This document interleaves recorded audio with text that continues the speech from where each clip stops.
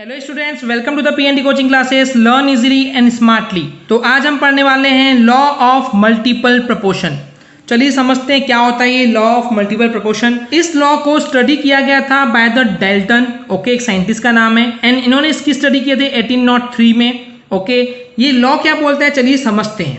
Okay, so basically ये law बोलता है जब दो एलिमेंट्स को कंबाइन किया जाता है, दो एलिमेंट्स को मिला रहे हैं, क्यों मिला रहे हैं, ताकि हम वहां पे दो या दो से ज्यादा कंपाउंड बना पाए।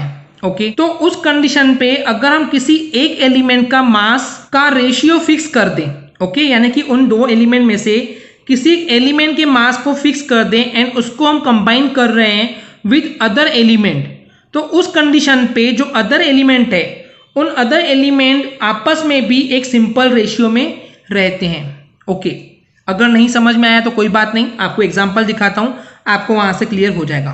सपोज कर रहे हैं मैंने यहाँ पे दो कंपाउंड लिया हूं, एक लिया हूं नाइट्रोजन एंड एक लिया हूं ऑक्सीजन।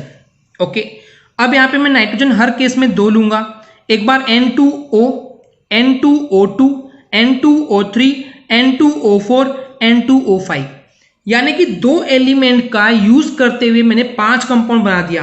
ओके, N2O को बोलते हैं हम नाइट्रस ऑक्साइड, NO या फिर आप सिंपली NO बोल सकते हैं, NO या फिर N2O2, एक्चुअली N2O2 नहीं है, ये ट्वाइस ऑफ NO है, तो उस कंडीशन में हम NO को बोलते हैं नाइट्रिक ऑक्साइड, N2O3 को बोलते हैं नाइट्रोजन ट्राइऑक्साइड, N2O4 को बोलते हैं नाइट्रोजन टेट्रा ऑक्साइड, N2O5 को बोलते हैं नाइट्रोजन पेंटा ऑक्साइड। ओके, इतना क्लियर है। अब देखिए इनके मास का रेशियो निकालते हैं, तो नाइट्रोजन का कितना होता है, atomic number 7, atomic mass that is 14, दो हैं तो 14 2 28, राइट, 28 होगा ना, 28, एंड ऑक्सीजन कितना है, ऑक्सीजन का एटॉमिक मास होता है 16। सिंपल रेशियो में कन्वर्ट करते हैं, ऐसा क्यों, क्योंकि यहाँ पे आपने NO लिए हैं। ओके, NO लिए हैं, N2O2 जो भी बोलिए आप पर इसको NO ही लीजिए। ओके, तो उस केस में क्या हो रहा है यहाँ पे एग्जैक्टली, अगर इसको सिंपल रेशियो में कन्वर्ट करेंगे तो हो जाएगा ये 14:8।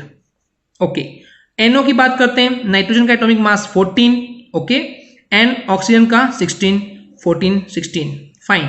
N2O3 का कितना हो जाएगा, N2 का हो जाएगा 28, ऑक्सीजन एक का होता है 16, 16 3 48, 14 के पार्ट में अगर कवर करेंगे नाइट्रोजन को तो हो जाएगा 14 एंड ये हो जाएगा 24, राइट। ऐसे ही N2O4 लेते हैं तो 28:64 हो जाएगा। ओके, सिंप्लीफाई करेंगे तो क्या हो जाएगा 14:32। ये तो कंफ्यूजन नहीं है ना कि 64 कैसे हुआ, 16 4 64, राइट। ऐसे ही यहाँ पे 14 2 28 एंड 16 5 80, सिंप्लीफाई करेंगे तो हो जाएगा 14:40। अब देखिए हमने यहाँ पे मास के पॉइंट ऑफ व्यू से नाइट्रोजन को कर दिए फिक्स, सब जगह हमको पहला रेशियो मिल रहा है 14, यानी कि नाइट्रोजन को हमने फिक्स कर दिए कितना, 14 पे।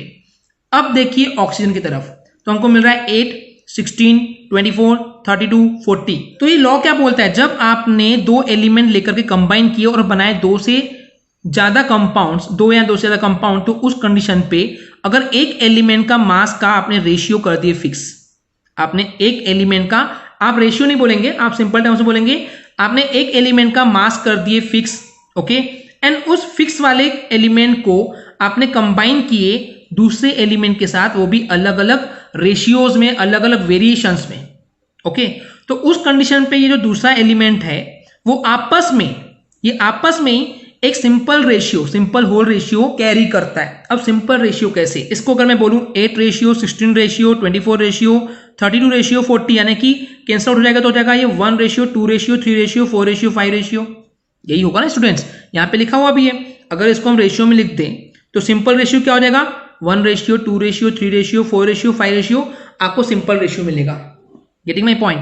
तो वही अब मैं एक बार फिर से आपको लॉ पढ़ के बताता हूं, ये लॉ पे वही बोला गया है कि अगर आप जब दो एलिमेंट्स को कंबाइन करते हैं एंड दो या दो से ज्यादा कंपाउंड बनाते हैं, तो उस केस में एक एलिमेंट का जो मास है, जब वो मास कंबाइन करता है एक दूसरे फिक्स एलिमेंट से, एंड उस फिक्स एलिमेंट का मास जो है वो अदर एलिमेंट जो है वो बियर कर सकता है अलग अलग मासेस, राइट। तो उस कंडीशन पे जो अदर एलिमेंट है, तो वो एलिमेंट अपने ही साथ में एक सिंपल होल रेशियो रखता है। Simple ratio in the sense 1:, 2:, 3:, 4:, 5।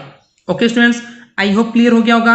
अगर आपको हमारी वीडियो से कुछ भी सीखने मिला या नॉलेज मिला तो प्लीज हमारे चैनल को सब्सक्राइब कीजिए एंड वीडियो को लाइक जरूर करें। आज के लिए इतना ही, थैंक यू।